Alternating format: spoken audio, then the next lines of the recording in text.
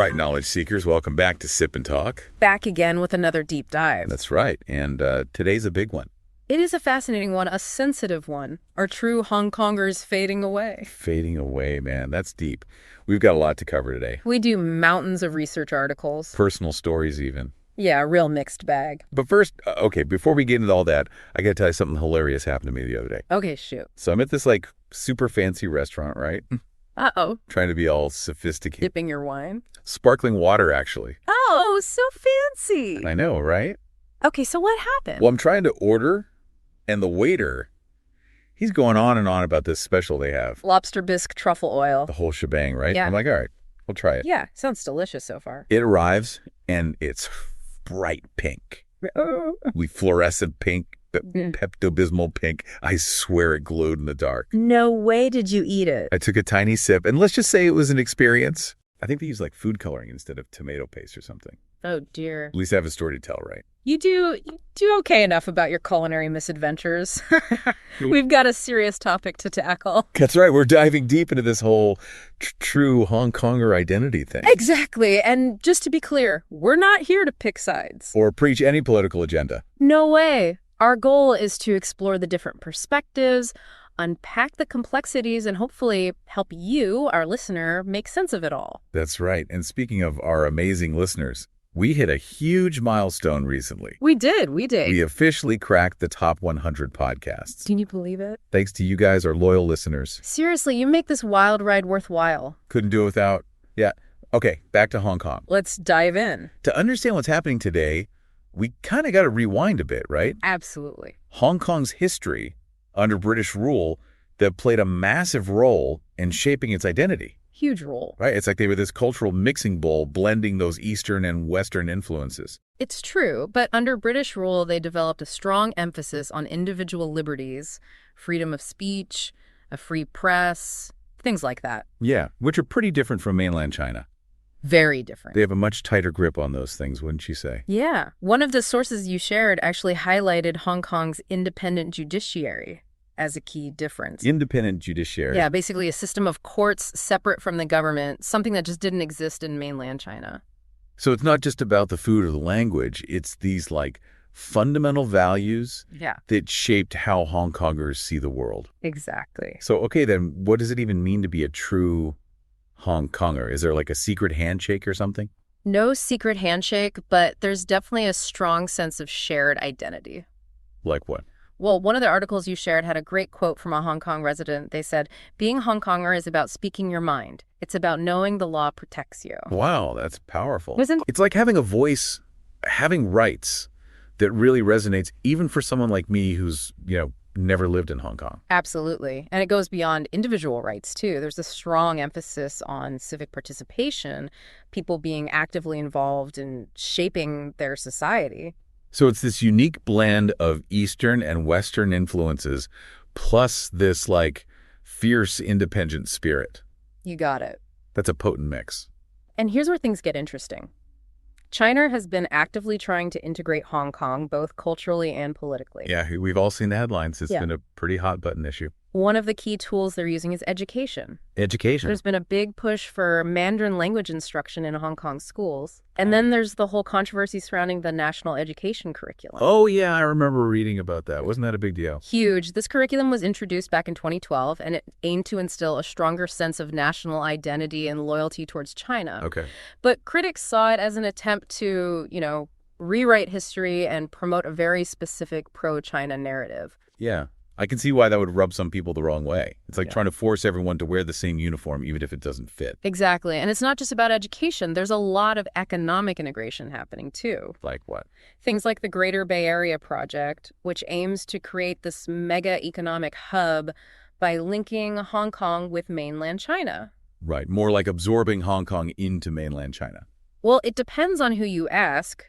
Proponents argue it's about economic growth and opportunity, but critics worry it'll make Hong Kong even more dependent on China, further eroding its autonomy. Yeah, it's a complex situation, for sure. Lots of moving parts. For sure. So we've got this push for integration, but then you've got people resisting fighting to preserve Hong Kong's unique identity. Right. And this resistance has taken many forms, from peaceful protests to more radical actions. People are making their voices heard. And we can't forget about the 2019 protests. Those were massive. Millions of people taking to the streets. It felt like a real turning point.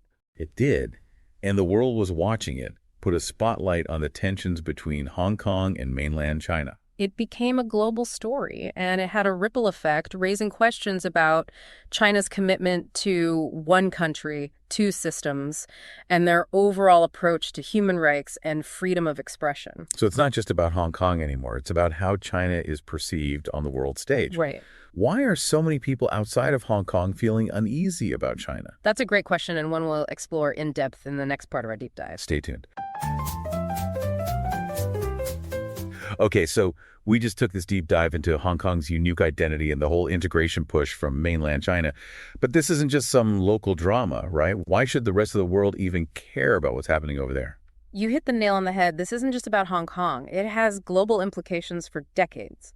Hong Kong has been this vibrant international hub, a bridge between East and West. Right. It's a financial powerhouse, Yeah. a cultural melting pot. It's always been known for its openness and diversity. Exactly. And if that starts to fade, if Hong Kong becomes just another mainland city, it sends shockwaves through the global community. It raises serious questions about China's reliability on the world stage. So it's like a trust issue.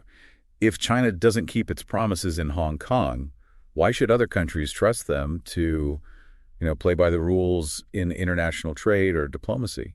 Precisely, one of the sources you shared compared it to a contract. If one party breaks a major clause, it undermines the whole agreement, and that's what we're seeing with one country, two systems.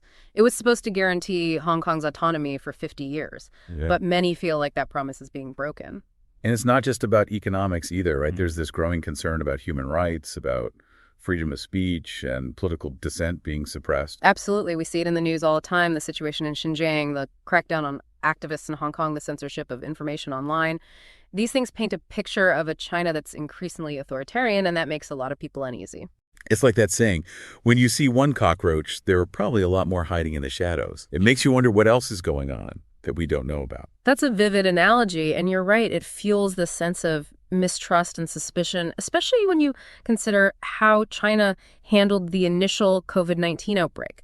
The lack of transparency, the attempts to control the narrative, it left a lot of people feeling like they couldn't trust the information coming out of China. Yeah, that whole pandemic experience really shook things up globally. It posed a lot of vulnerabilities and amplified existing tensions. Definitely. And for many, the way China is treating Hong Kong is seen as a microcosm of how it might behave on a larger scale if they're willing to erode Hong Kong's freedoms.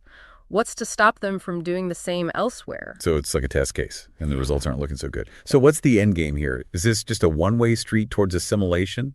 Is there any hope for a future where Hong Kong can retain its unique character and China can regain the trust of the international community?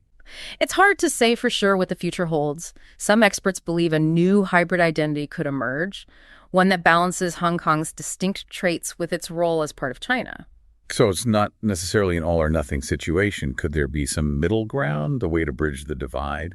Perhaps, but it requires open communication, a willingness to listen, and a genuine effort to find solutions that respect both Hong Kong's autonomy and China's sovereignty. What makes Hong Kong's identity different from mainland Chinese identity? Yeah. History, culture. I think what's so interesting is how much history plays a role. Okay, so let's think about this. Imagine it's 1967. Okay. During the leftist riots, and get this, a lot of Hong Kongers actually sided with the colonial government over the pro-communist groups. That's a powerful statement. That's a pretty early sign that a distinct Hong Kong identity was forming. It really is. That's a huge sign. Yeah. And then fast forward to 97. The handover. Yeah. Things got even more complex. Oh, I bet. They had this one country, two systems idea to give Hong Kong some autonomy. Right. But it was this, delicate balancing act. A tightrope walk. Totally, yeah. And the numbers back it up. There was a 2008 University of Hong Kong study, and they found that over 60% of people there identified as Hong Konger, first and foremost. Yeah. Only a small fraction primarily saw themselves as just Chinese. Even years after the handover, that separate identity was strong. It's fascinating. It really highlights how people felt, Yeah. But then, as we move closer to the present, you have these big events Right. like the 2014 umbrella movement and then those 2019 protests. It's the extradition law. Exactly. And those really kind of put the spotlight on the clash between Hong Kong and mainland values. They were huge turning points. Yeah, really key moments in solidifying that sense of a separate Hong Kong identity. Yeah, especially among younger people in Hong Kong. Yeah.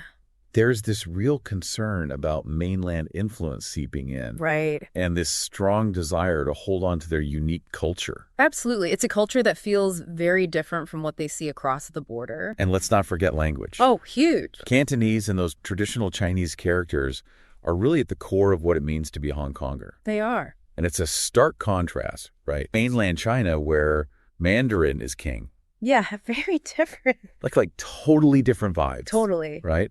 Think about how Cantonese cinema has worldwide appeal. Oh, those classic Hong Kong action movies. Yes. Yeah. And then Cantopop music. It's iconic. They've cultivated this incredible sense of pride that's unique to Hong Kong. Yeah, cultural pride for sure. Yeah. And people are really protective of Cantonese. Oh, for sure. It shows how intertwined language is with identity. It really is. And how people react when they feel it's threatened. Exactly. It's like Cantonese represents everything that makes Hong Kong. Well, Hong Kong. I think that's a great way to put it. Yeah. It's more than just language, though. Yeah. It's about these core values, right? Yeah. Like what? Well, Hong Kong puts a huge emphasis on individual freedom, the rule of law, and citizens having a voice. Having a say in how things are run. Exactly. Right. And mainland China often stresses things like collectivism. Yes. And unwavering national unity. Yeah, you see that contrast everywhere, from how people talk about politics Totally. to how they live their everyday lives. It's a different way of looking at things. It is. Yeah. Take that slogan from the protests, "Liberate Hong Kong, revolution of our time." Powerful stuff. Powerful. It perfectly captures that fight for freedom and autonomy, which clashes with the mainland's view of dissent, As being unpatriotic. Yeah, it's like two completely different ideas of what it means to be a citizen. And what role you play in society Yeah. and how much say you have. Exactly. And then, of course, there's access to information. Oh, yeah, that's huge. Huge. Hong Kong has this diverse media scene. While the internet in mainland China is heavily censored. It shapes how people see the world, It shapes how they form opinions. Everything. It's their whole outlook. Right. So on one hand, you've got Hong Kongers who are exposed to all sorts of viewpoints. Yeah. And on the other, a much more controlled flow of information. Exactly. So it's no wonder there are such different interpretations of events. And even history itself. Absolutely. And to really grasp that contrast, I think we need to dig into how mainland Chinese identity is built. Well, Hong Kong really values things like they're comfortable with protests, open debate, challenging the way things are. It's really rooted in their history and experience. Got it. Very much in line with those Western influences we talked about earlier. Yeah. So where does mainland China stand on these values? Mainland China emphasizes things like collectivism, Okay. national unity, unquestioning patriotism. There's a huge focus on loyalty to the Communist Party and keeping things harmonious above all else. So two totally different approaches to how society works. Right. Mainland China is a whole different system. Okay. Strict censorship and the Great Firewall. Right. Access to information is controlled and filtered. So in mainland China, you're getting a very specific narrative. Yeah. Controlled by the government. It's a total contrast to Hong Kong's more open media. Exactly. And this difference in information access shapes how people think, how they understand what's happening, how they see the world. Wow, this is really eye-opening. History, values, controlling information. Yeah. It's a lot to take in. It is. But before we go full history professor on everyone, let's take a breather. Okay. We'll be right back to dive even deeper into these amazing cultural identities. Sounds good. Stay tuned. All right. Welcome back, everyone. All right, we're back. And before the break, we were talking about Yeah. how clashing values play out in real life. Yeah. Like those mainland teachers getting in trouble for mentioning Tiananmen Square. Exactly. It shows how different things are. In terms of what's okay to talk about, Right. what they think is dangerous or, subversive. It's wild that just talking about history can get you in trouble. Yeah. It shows how deep this control of information goes. It really does. In mainland Chinese society. It's a complex issue with a long history. Right. And, political roots. Yeah. But some people would say this control is necessary to keep things stable, keep the country unified. Especially in a country as big and diverse as China. Exactly. I can see that point. Yeah. I mean, a single narrative could be a way to manage potential chaos, given China's history of internal conflicts. Exactly. And the Chinese government often talks about it in terms of national security and economic progress. Right. They say that a strong central authority is crucial for a country as big and complex as China. So from their perspective, a little bit of control is a small price to pay for stability and growth. But then, critics would say that comes at a huge cost. Yeah. To individual freedoms, critical thinking. Totally. And ultimately long-term progress. Exactly. You get it. Right. It's this trade-off between stability and freedom, and where you fall on that depends on your values and priorities. Absolutely. But let's get back to our focus here. Okay. Understanding the real Hong Kong identity. Yeah. It all comes down to how history is framed, right? Exactly. And the stories that shape a nation's identity. It's powerful stuff. It really is. Okay, so we've got this historical backdrop, cultural differences, these totally different ways of seeing the world. Right. Where does this all leave Hong Kong's identity going forward? As Hong Kong and the mainland try to deal with these differences, what happens to that unique Hong Kong spirit? Right. It's a question with global implications, too. Wait, you're saying it's not just a Hong Kong thing? It's not. No. It's all happening against this backdrop of rising nationalism. Oh, yeah. And these tensions between different ideologies globally. Think about it. You see similar dynamics in other parts of the world, too. Yeah, true. Local identities clashing with national narratives. Right. Struggles to balance individual freedoms with state control.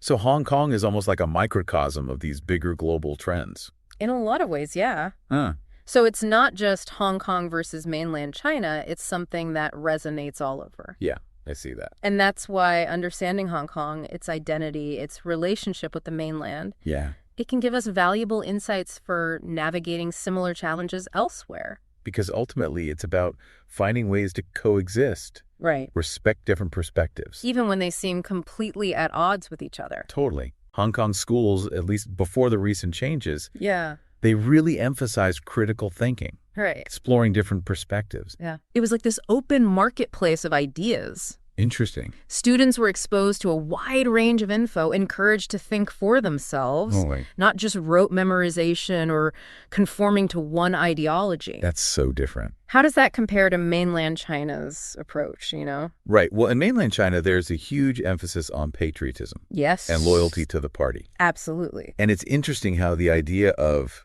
criticizing the party is seen as this threat to national unity. And it can have serious consequences. Exactly. There's this expectation that everyone should be on the same page. Right. And any deviation from that, any different opinion, you could face social pressure, accusations of disloyalty, all sorts of things. That's a very different environment for shaping young minds. Completely different.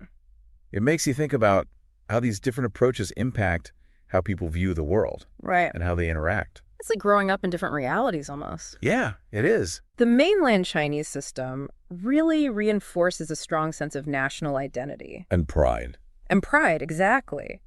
But it can also lead to this less tolerant view of dissent. Or alternative perspectives. Exactly. So you have these two very different educational experiences. Right. Shaping people's values from a young age. And their worldview, how they see things. And those differences play out in so many ways. They do. How people engage in political discourse. Yeah. How they view things like individual rights versus collective responsibility. And I think that's one of the big takeaways from our deep dive today. Yeah, what is it? Hong Kong's story is this powerful reminder that identity is multifaceted, it's dynamic, it's constantly evolving. Okay. It's shaped by history and culture, by language, by values, by those everyday experiences we just talked about. Well, folks, it looks like we've reached the end of our deep dive for today. We've covered a lot of ground. I think we have. From those historical roots to those cultural clashes to even those everyday things that make Hong Kong and mainland China so distinct. It's been a really enlightening conversation. It has. And I hope our listeners now have a deeper appreciation for the complexities of identity and the challenges and opportunities that come with living in this increasingly interconnected world. I think they do. Yeah. And remember, this is just the beginning of the exploration. Yeah. There's so much more to uncover, to think about, to talk about. So stay curious. Keep asking questions. Keep diving deep into the world around you. We encourage you to continue exploring, to dig deeper, to challenge your own understanding. That's what Sip and Talk is all about, expanding our minds one sip at a time. Cheers to that. And as always, stay curious, stay awesome, and stay thirsty for knowledge. I just want to give another shout out to Micky from Mickytolife. His channel is a treasure trove of inspiration, and he's a huge Sip and Talk fan. Absolutely. Make sure to check him out and maybe even share your awesome podcast intro with him once you've created it.